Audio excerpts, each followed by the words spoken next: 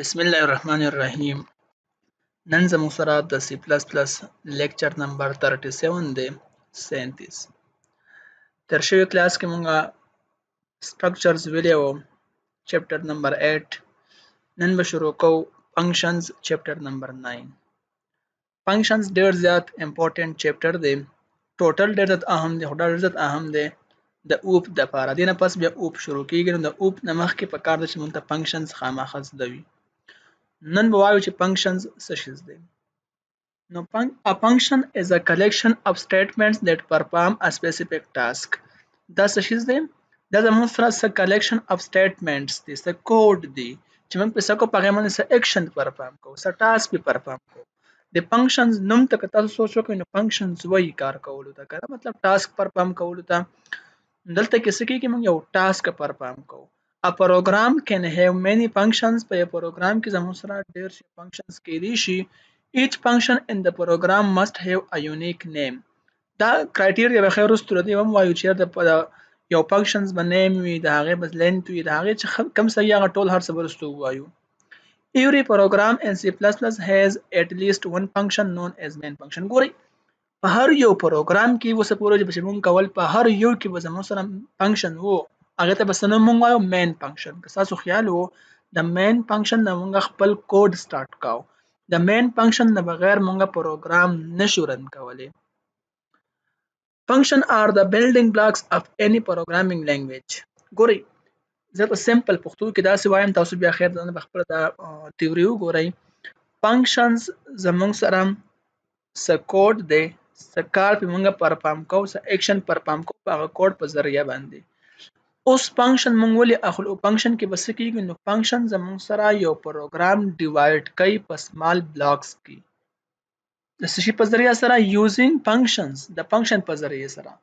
ګورئ موږ څه فنکشنز راواخلو، په هغې باندې هغه پروګرام ډیوایډ کو په سمال بلاکس کې. څه دپاره؟ دې دپاره چې موږ ته اساني پیدا شي. موږ خپل پروګرام چې کوم لینتي پروګرام ډېر زیات لانګ پروګرام وي هغه موږ په دې څه کوو؟ ډیوایډ کوو. دې دپاره که چېرته کې څه ایرر راځي نو چې هغه په اسانه سره موږ ایستی شو. بل تاسو به وروسته خیر د هغې چې کوم اډوانټیج دی تاسو به هغه ووایئ. بل دې دپاره چې هغه کوډ موږ بیرته واپس یوز کړو، دغې دپاره موږ فنکشنز یوز کوو. او فنکشنز انتهایي اسان چپټر په ټول C++ کې دا فنکشن دی. اوس چې چا فنکشن زده کړو نو هغې ته به د ټولو نه اسان بیا اوپ وي، ځکه چې اوپ ټول فنکشنز دی، خو پکې بیا ابجکټ او کلاس دغسې وشوي دي، بس نور هم ټول کنسپټ د فنکشنز دی.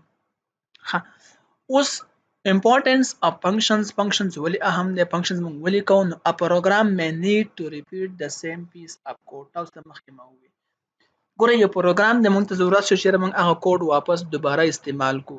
لکه فار ایگزامپل څه کلکولیشن دی موږ کوو خو بار بار هغه کلکولیشن کیږي، نو اوس موږ څه کوو؟ بار بار به هغه کوډ لیکو. نو فنکشنز کې موږ څه کوو؟ فنکشنز کې موږ هغه یو ځل کال کوو، یو کار به کوي. بل ځګین کې په کار شو موږ د هغه ځګین نه کال کوو، بس هلته به کار کوي. مطلب هغه یو کوډ دی، د هر ځګین نه موږ کال کولی شو، د هر ځګین نه موږ هغه یوز کولی شو. It may be required to perform certain task repeatedly. یو ټاسک موږ ته هغه بار بار پرفارم کوي. The program may become very large if functions are not used. چې کله موږ فنکشن یوز نه کړو زموږ پروګرام به ډېر زیات غټېږي. تاسو ته مخکې ما وویل چې لانګ پروګرام موږ به څه کوو؟ ډیوایډ کوو، یعنې شارټ کوو یو قسمه. او بیا څه کېږي؟ The piece of code that is executed repeatedly is stored in a separate functions. او بل داسې کار دی کېږي که نه چې هر فنکشنز خپله ډیټا په خپل فنکشن کې سټور کوي. تاسو به ښه وروسته ووایئ د هغې موږ ریټرن ټایپ اخلو، پیرامیټرز اخلو، هغې خپل حساب دی وروسته به انشاءالله ووایو. The real reasons of using function is to divide a program into different parts. تاسو ته مخکې ما وویل چې موږ څه کوو؟ different parts کې هغه څه کوو؟ ډیوایډ کوو. او د هغې مین چې کوم کار دی، these parts of a program can be managed easily. نو دا کوم پارټس چې موږ ډیوایډ کړو موږ ډېر په اسانه سره منیج کولی شو. دې لپاره ګورئ مثال زموږ سره 10,000 لاین کوډ دی. اوس که په دې کې موږ ته څه ایرر راشي خو هغه ایرر ایستل ګران دي، بل هغه منیج کول هم ګران دي. تاسو به وایئ چې په دې کې انپوټ چېرته استعمال شوی دی، آوټپوټ چېرته کې دی، په دې کې لوپ چېرته کې دی، دې کې فنکشنز چېرته دي، مطلب هغه ګرانېږي موږ ته. خو که موږ یې فنکشنز واخلو نو فنکشنز موږ ته هغه پروګرام چې کوم دی هغه 10,000 لاین کوډ ډیوایډ کوي. مختلف پیس اف کوډس کې هغه موږ څه کوو؟ ډیوایډ کو نو موږ ته بیا منیج کول اسان وي. بیا ته په کمنټس کې هم لیکي چې بس دا چې کوم کوډ دی دا ځای د پلان کیسز لپاره دی، د آوټپوټ لپاره دی، د انپوټ لپاره دی، د پلان کیسز لپاره دی، هر څه مطلب په اسانه ښیي. اوس advantages of functions څه advantage دی؟ نو څه advantage لاندې دي زموږ سره لکه اولنی چې کوم دی easier to code. مخکې تاسو ما وویل a lengthy program can be divided into small functions. It is easier to write small functions instead of writing one long program. A function is written to solve a particular problem. تاسو په خپل د بیا وروسته ګورئ خو سمپل داسې تاسو ته مخکې ما وویل چې زموږ سره یو غټ پروګرام هغه ډیوایډ کوي په وړو وړو فنکشنز کې دې لپاره چې موږ په اسانه باندې په هغې باندې پوه شو او هغه کوډ موږ منیج کړو. خو بیا په هغې کې څه ایرر راځي نو هغه موږ ډېر په اسانه سره معلومولی شو چې پلانکي ځای کې ایرر دی نو دغې دپاره موږ څه کوو فنکشنز یوز کوو. نو فنکشنز کې اولنی چې کوم اډوانټیج دی نو هغه موږ ته څه کوي اسانه راکوي چې موږ په اسانه سره کوډ ولیکو. اولنی اډوانټیج یې دا شو. دویم یې څه دی easier to modify. موږ ته دا هم اسانه راکړي چې وایي کې موږ چینجز وکړو د خپل مرضی هغه کوډ موږ څه کو چینج کو دا هم ډېره په اسانه هم په دې کې کولی شو. دا هم سره یو اډوانټیج دی. بل اډوانټیج دا چې موږ هغه کوډ په اسانۍ سره مینټین کو منیج یې کو خپل کوډ. فنکشن آر ایزیر ټو مینټین دین لانګ پروګرام. یو غټ پروګرام دی بس هغه موږ خپل دغه باندې ځان له منیج کو دا موږ کولی شو. بل چې کمپیوټر دی به کې کوم اډوانټیج دی نو هغه دی پور نمبر ریوزیبیلیټي او ریوزیبیلیټي دا کمپیوټر چې ما وویل دا په اوپ کې هم دی تاسو به خیر وروسته ووایئ. ریوزیبیلیټي مطلب دا چې یو کوډ دی ما ولیکو اوس دا کوډ زه بار بار څه کومه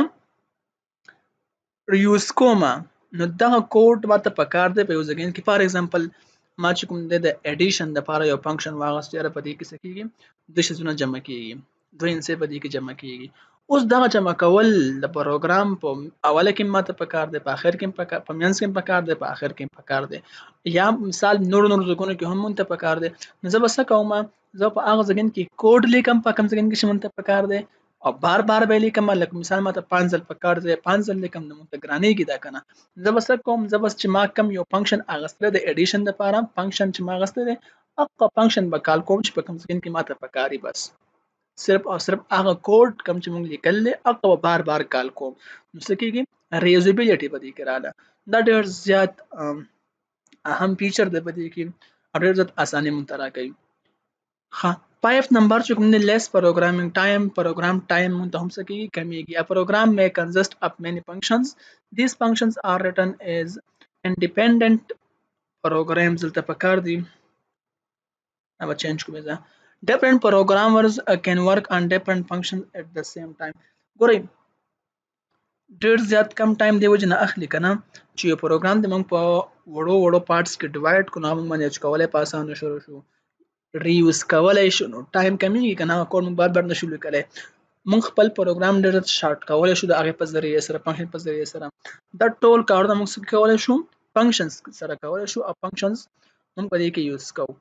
نو د فنکشنز به تاسو ته نیکسټ کلاس کې انشاءالله د هغې اګزامپل یې درکړم. فنکشنز بیا خپل ټایپس دي د فنکشنز به څنګه لیکو ریوز کوو به څنګه دا هر څه چې ما تاسو ته نن وویل دا ټوله پریکټیکل امپلیمنټ کوو په دې کلاسونو کې انشاءالله. نو نن پورې تاسو صرف او صرف دومره وپېژنئ چې فنکشنز څه شیز دی فنکشنز کار څه دی فنکشنز ولې وایو. نو نن تاسو دا زده کوئ سبا له انشاءالله فنکشنز ټایپ وایو چې کوم ټایپس دي فنکشنز پریکټیکل څنګه امپلیمنټ کوو فنکشنز کا پریکټیکل څنګه کار کوو نو پروګرامونه پې کوو انشاءالله. د چا څه کوېسچن وي بالکل اوپن دی کمنټ سیکشن کې ویلی شي او څومره نوټس چې دي تاسو دا ټول ما څه پی ډي ایف کې راڅه دي تاسو ماته واتساپ هم کولی شئ او لاندې په ډسکرپشن کې به تاسو ته لینک وي هغه لینک باندې کلیک کوئ تاسو ټول پی ډي ایف چې کوم سلایډز ما تیار کړي تاسو هغه ډاونلوډ کولی شئ. نن پورې هم دومره کافي دی د الله په امان.